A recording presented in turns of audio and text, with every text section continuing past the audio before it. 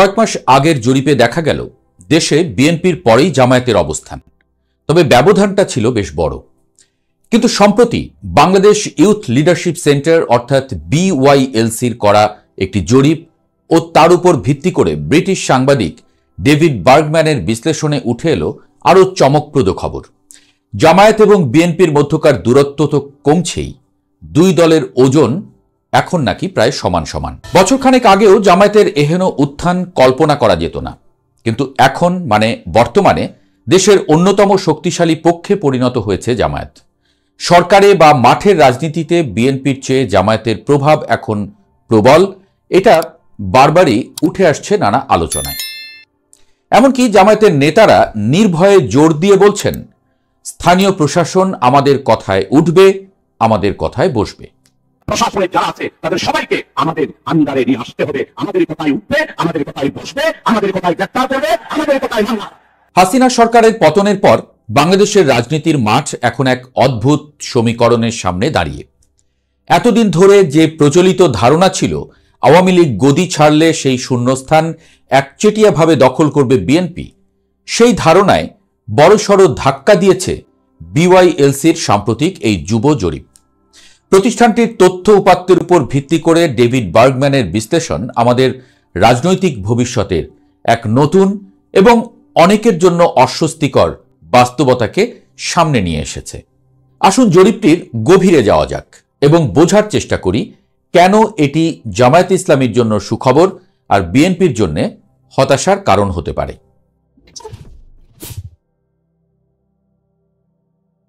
বাংলাদেশে জরিপ নিয়ে সাধারণ মানুষের মনে সন্দেহ থাকাটা নতুন কিছু নয়।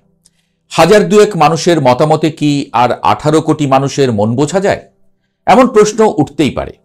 তবে পরিসংখ্যান বিজ্ঞানে র্যান্ডম স্যাম্পলিং এমন একটি পদ্ধতি যেখানে সঠিকভাবে নমুনা চয়ন করা গেলে অল্প সংখ্যক মানুষের মতামতেও পুরো জনগোষ্ঠীর একটা প্রতিফলন পাওয়া সম্ভব। BYLC গত 10 থেকে 25 অক্টোবর পর্যন্ত সারা দেশের 2545 জন তরুণের উপর এই জরিপটি চালিয়েছে।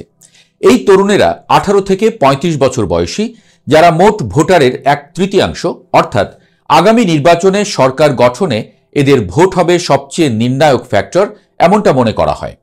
ইংরেজি মাধ্যম, বাংলা মাধ্যম এবং মাদ্রাসা 3 ধারার শিক্ষার্থীদের এতে অন্তর্ভুক্ত করা হয়েছে।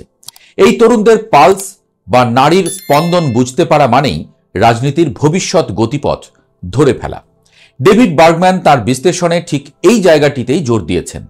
তিনি মনে করিয়ে দিয়েছেন, সরকার পতনের পর থেকে হওয়া একাধিক জরিপে প্রায় একই ধরনের ফলাফল দেখা যাচ্ছে, তাই এই সংখ্যাগুলোকে উড়িয়ে দেবার সুযোগ নেই।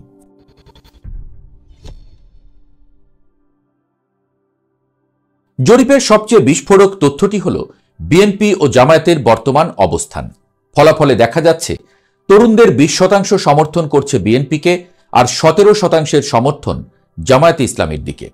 আপাত দৃষ্টিতে বিএনপি 3 পয়েন্টে এগিয়ে আছে বলে মনে করা হলেও পরিসংখ্যানের ভাষায় একে বলা হয় মার্জিন অব এরর বা ভুলের সীমার মধ্যে থাকা। সোজা কথায় জরিপে যে 3% ব্যবধান দেখা যাচ্ছে, বাস্তবে হয়তো সেই ব্যবধানটুকুও নেই। মাঠ পর্যায়ে বিএনপি ও জামায়াত এখন সমানে সমানে লড়ছে, কোথাও তো আবার বিএনপির থেকেও এগিয়ে থাকছে জামায়াত।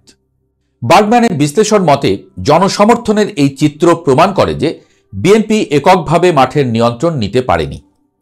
আঞ্চলিক রাজনীতির চিত্রেও এর স্পষ্ট প্রমাণ মেলে।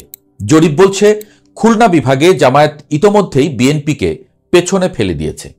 সেখানে জামায়াতের সমর্থন 29%, যেখানে বিএনপি পেয়েছে মাত্র 13% মানুষের সমর্থন। যদিও ঢাকা, চট্টগ্রাম এবং রাজশাহীতে বিএনপি এখনো এগিয়ে, কিন্তু ব্যবধানটা খুব একটা স্বস্তিদায়ক নয়। বিশেষ করে দীর্ঘ 1.5 দশকের স্বৈরাচার বিরোধী আন্দোলনের প্রধান দল হিসেবে বিএনপির কাছে যে একচেটিয়া সমর্থন প্রত্যাশিত ছিল, তা এই জরিপে অনুপস্থিত।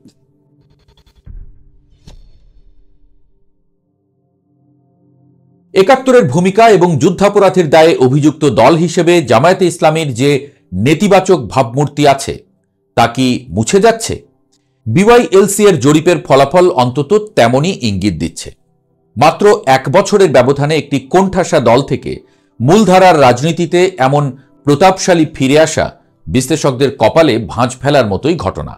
হাসিনা পরবর্তী বাংলাদেশে জামায়াত নিজেদের খুব দ্রুত মধ্যপন্থী ধর্মীয় দল হিসেবে রিব্র্যান্ডিং বা নতুন করে সাজানোর চেষ্টা করছে। তাদের এই কৌশল তরুণ প্রজন্মের একাংশের কাছে গ্রহণযোগ্য হচ্ছে বলে মনে করা হয়। বিশেষ করে সামাজিক শৃঙ্খলার প্রশ্নে এবং দলীয় কর্মীদের নিয়ন্ত্রণের ক্ষেত্রে জামায়াত এখন পর্যন্ত বিএনপির চেয়ে বেশি সুশৃঙ্খল ভাবমূর্তি বজায় রাখতে পেরেছে। বার্গম্যান উল্লেখ করেছেন 17% সমর্থন নিয়ে জামায়াত এখনই এককভাবে সরকার গঠনের মতো অবস্থায় নেই সত্য, কিন্তু তারা এখন আর কিং মেকার নয়, বরং নিজেরাই কিং হওয়ার দৌড়ে সামিল হয়েছে। ফার্স্ট পাস্ট দ্য পোস্ট বা সর্বাধিক ভোট প্রাপ্তির ভিত্তিতে বিজয়ী হওয়ার সিস্টেমে এই 17% ভোট যে কোনো আসনে জয় পরাজয় নির্ধারণে বড় ভূমিকা রাখবে।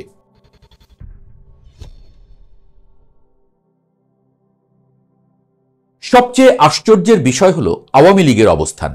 জুলাই আগস্টের গণহত্যা, দলীয় প্রধানের পলায়ন এবং নজিরবিহীন জনরোষের পরেও 10% তরুণ এখনো বলছেন তারা আওয়ামী লীগকেই ভোট দেবেন। বার্গম্যানের মতে এটি প্রমাণ করে যে আওয়ামী লীগের একটি কট্টর বা মৌলিক সমর্থক গোষ্ঠী এখনো অটুট আছে।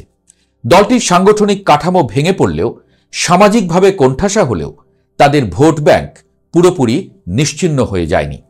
তবে মনে রাখা জরুরি, এই জরিপটি আন্তর্জাতিক অপরাধ ট্রাইব্যুনালে শেখ হাসিনাকে দোষী সাব্যস্ত করার বিচারিক প্রক্রিয়ার আগেই করা হয়েছে। ফলে বর্তমান পরিস্থিতিতে এই সংখ্যাটা কিছুটা কমতে পারে, আবার নীরব সমর্থক যোগ হলে বাড়তেও পারে।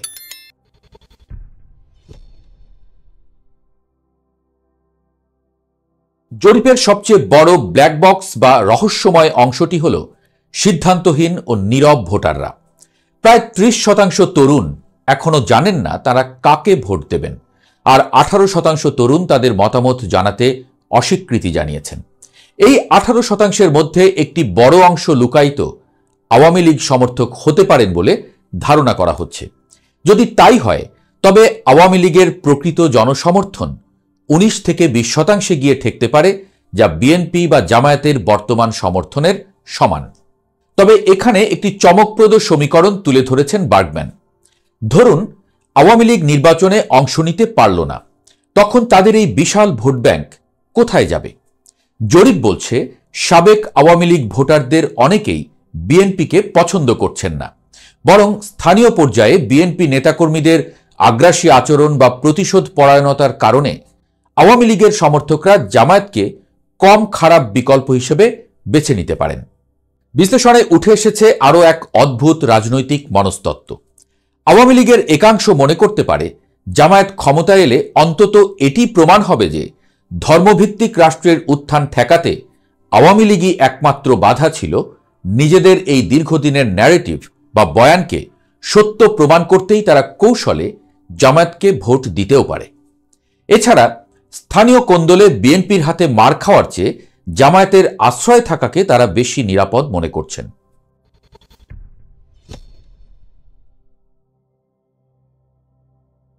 বৈষম্য বিরোধী ছাত্র আন্দোলনের ফসল হিসেবে যে জাতীয় নাগরিক পার্টি বা এনসিপি বা তরুণদের নতুন রাজনৈতিক শক্তির উত্থান হয়েছিল, জরিপে তাদের জন্য রয়েছে দুঃসংবাদ। মাত্র 4% তরুণ তাদের প্রতি সমর্থন জানিয়েছেন। এটি প্রমাণ করে ফেসবুকে জনপ্রিয়তা আর ভোটের মাঠে সংগঠন থাকা এক জিনিস নয়। তরুণরা বিপ্লব করতে পারে, কিন্তু ব্যালট বাক্সে সেই বিপ্লবকে ভোটে রূপান্তর করার মতো সাংগঠনিক শক্তি এনসিপির এখনো তৈরি হয়নি। কৌশলগত জোট বা বড় কোনো দলের সঙ্গে সমঝোতা ছাড়া এই নতুন শক্তির পক্ষে সংসদে একটি আসন পাওয়াও কঠিন হতে পারে, এমনটাই ইঙ্গিত দিয়েছেন বার্গম্যান। বিএনপি ভেবেছিল মাঠ ফাঁকা, কিন্তু গোল দেওয়ার মতো অবস্থায় তারা নেই। জামায়াত নিঃশব্দে নিজেদের গুছিয়ে নিয়েছে এবং এখন তারা ক্ষমতার অন্যতম দাবিদার। অন্যদিকে সিদ্ধান্তহীন 30% ভোটার এবং মতামত লুকাতে চাওয়া 18% ভোটার, এই 48% মানুষই আসলে ঠিক করবেন আগামী দিনের বাংলাদেশ কে চালাবে।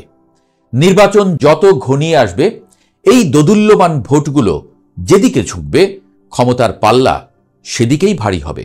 তবে আপাতত এই জরিপ যদি কোনো দলের জন্য সত্যিকার অর্থে সুখবর বয়ে আনে, তা নিঃসন্দেহে জামায়াতে ইসলামী। রাজনীতির মাঠে তারা যে এখন আর কোনো ছোট খেলোয়াড় নয়, বরং বিএনপির ঘাড়ে নিঃশ্বাস ফেলা এক শক্তিশালী প্রতিপক্ষ। বিওয়াইএলসির জরিপ সেই সিলমোহরই মেরে দিল। অনিশ্চয়তার এই খেলায় শেষ হাসি কে হাসবে তা সময়ই বলে দেবে।